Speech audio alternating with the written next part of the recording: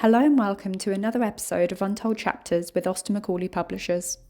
Our guest today is Kevin Thomson, the author of the delightful children's book Willy and Wally, the Windscreen Wipers, which was published in 2022. Originally from outside Newcastle-on-Tyne, Kevin has spent most of his life working in marketing and design as sales director, copywriter, and creative director. Because of this, he recently received the kick he needed to write his first book, and recently he's just published his second, sequel to Willy and Wally, the Windscreen Wipers, Willy and Wally and the Electric Bicycle, published February 2nd this year. Thank you for agreeing to come on to Untold Chapters with us today. Would you like to introduce yourself to our audience? Yes, of course. Thank you. Thanks, Emily. Yeah, hi. I'm Kevin Thomson, author of the Willy and Wally books. And my latest book is called Willy and Wally and the Electric Bicycle. As with my first book, it is wonderfully illustrated by my good friend, Ellen Werish. Now, what inspired you to write your first book? Well, Willy and Wally began as an idea for a children's TV show over 30 years ago. I wrote it for my children. My inspiration was my children when they were very young.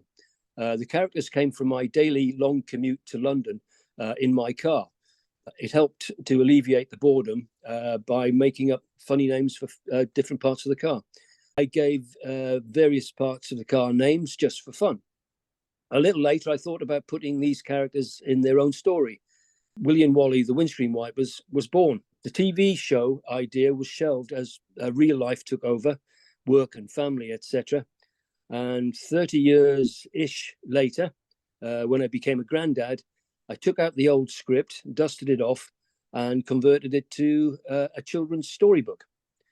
I sent my manuscript to Austen Macaulay, and the rest, as they say, as they always say, is history. And did you, from the very get-go, there was, going to be a children's book, and also there was going to be also a series along with that as well? Because as you said, you've also recently released your second book as well, which congratulations for. Yeah, thank you very much. Thank you. Yeah. Well, it's a funny old thing. 30 years ago, when I first started doing this, I never for one moment thought it would be what it is now, which is fantastic. I've got many ideas for further books, introducing new stories, new characters, and new settings. Some of them I've already written. My original target was to write 27 books. Wow.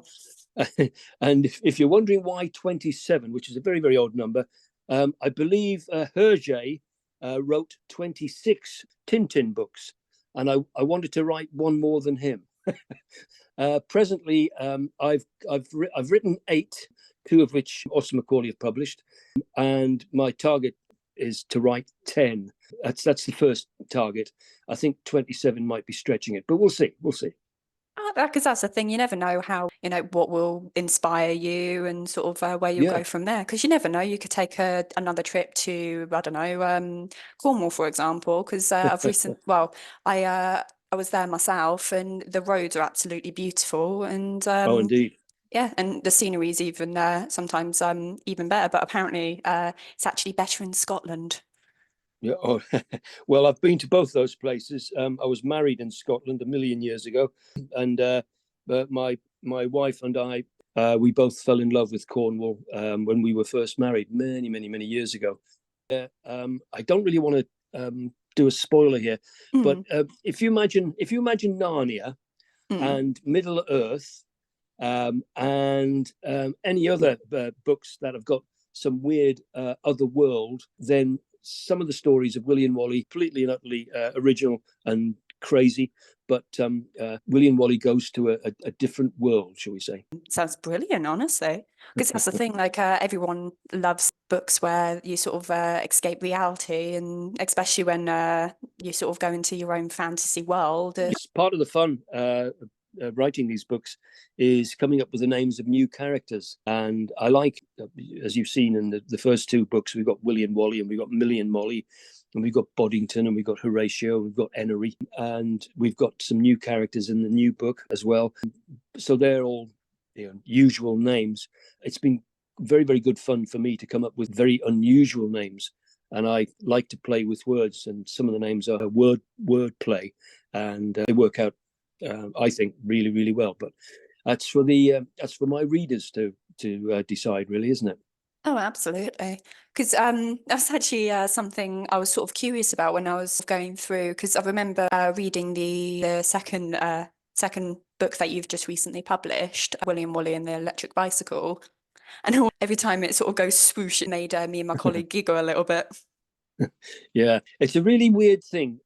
I've been a writer pretty much all my working life. I mentioned to you before we came online that I had my own marketing company, was a director, but one of the things I actually had to do to make my living is I was a writer. I was a copywriter.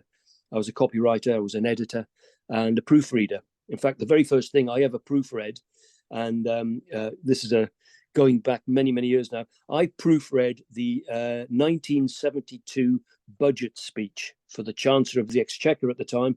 In 1972, I wasn't the only one that was proofreading it, but one of my jobs was to proofread that. And that was the very first time I found out I could actually proofread. Proofreading and copywriting are sort of my core skills. When you say what inspired you to write these books, I've been writing and doodling with words for 50 years, probably longer. So it was just a natural sort of progression, really.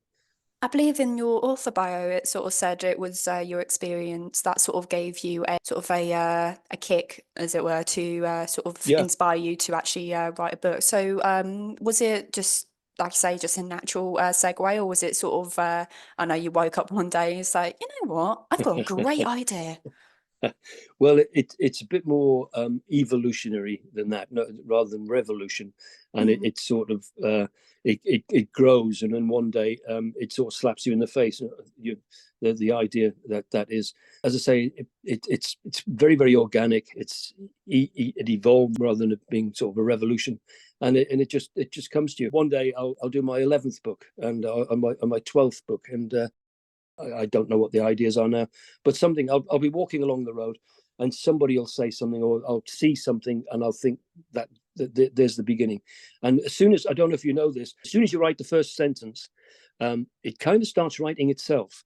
It takes on a life of its own, and it kind of writes itself. It's very, very difficult to explain, but that's how it happens with me. I'm very, very fortunate. I mentioned Ellen's name earlier. To have a wonderful illustrator on board. I run everything past her before anything else. And if I get the nod of approval from her, then I know there's probably another good book coming along. Well, I'm definitely going to be staying tuned for the next books that you come out with, especially with your plan of writing 10 for now and then sort of going from there. So I definitely wish you the best of luck with that one. Fingers crossed I last. I last long enough. You never know, and especially with children's books, it's such a popular thing because you can do anything and everything with them, to be honest, especially with graphics, and make them absolutely cute and adorable to see the pictures as you're reading along, and then sort of go from there. For anyone who might be listening right now, who might be interested in writing their own children's book or just book in general, do you have any advice for them? It's interesting to ask that, because if I do give them advice and they take the advice and they write a world bestseller, I've just made my own competition there, haven't I? But seriously, if you want to write a children's book, I would say the most important thing, you're writing a children's book for young children, the most important thing is to find a really great illustrator. I was very fortunate to already know Ellen. I wasn't aware she was an illustrator. Introduced when I said to a mutual friend I needed an illustrator for my new book. This was after it had been accepted by Austin Macaulay. I was introduced to Ellen properly, and that's is history. You have to work closely with your illustrator. Your illustrator brings all your words to life.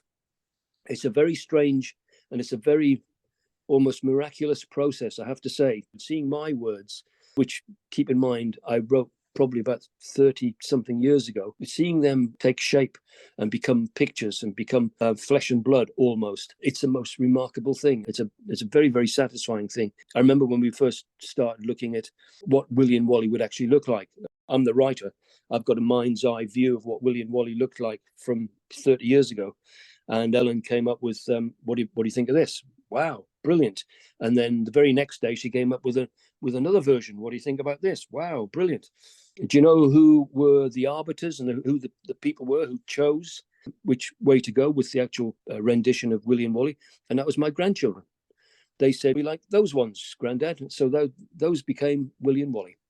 Especially with the grandkids being able to say which ones they think would be the best ones to go for as well when it comes to the graphics. Honestly, I find that adorable. One other thing you ask about if you want to write a children's book, and children's book writers like me would love, and this has come up in the press a few times recently, is that all the famous TV and film stars should stop writing children's books. It's unfair competition. We cannot compete with them. They're already famous. Everybody knows them. Well, thank you very much for joining us on Austin Macaulay's Untold Chapters. You're very welcome, Emily, and thanks very much for your time today as well. Thank you for listening to our new episode of Untold Chapters. If you would be interested in either of Kevin's Willy and Wally books, you can find the below links in the description. If you've enjoyed today's episode, please consider liking the video and subscribing if you would like more content like this.